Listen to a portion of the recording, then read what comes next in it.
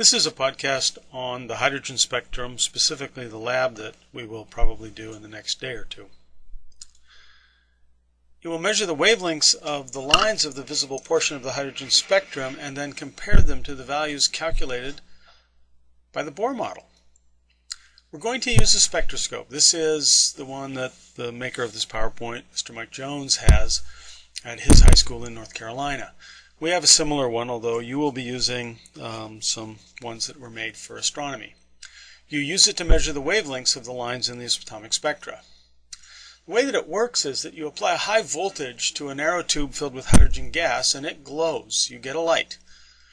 That light is then viewed by looking through a diffraction grating which separates the light into its components. You see the yellow circle around the eyepiece. When you look at it, there is a screen. And the spectral lines produced by that screen actually will show up. The light passes through a slit, and then the spectral lines appear superimposed over the scale so the wavelengths can be determined. And those are three lines from the hydrogen spectrum. And you would read the wavelengths in 10 to the minus 7 meters. This is an actual photograph of the light coming from the spectrum tube, and you can see the lines on the diffraction grating, and you can actually measure them. This is an excellent photograph made by Mr. Jones about 7 years ago. What you then have to do is predict the wavelength of the light emitted as the electron moves from a higher energy level to a lower energy level. What I'm going to do is give each group an energy level where it starts and where it ends, and you get to do the calculation. Bohr's equation can be used to predict the energy of each allowed energy level or energy state for the electron, where n is the energy level number, r is Rydberg's constant, and you simply put the values in. N will have a value of 1 through 7. Rydberg's constant, 2.18 times 10 to the minus 18th joules, makes all of this work in joules. That's not a number you need memorize. What you then do is, having calculated the energy of an initial and a final state, as you subtract them, you get the change in energy.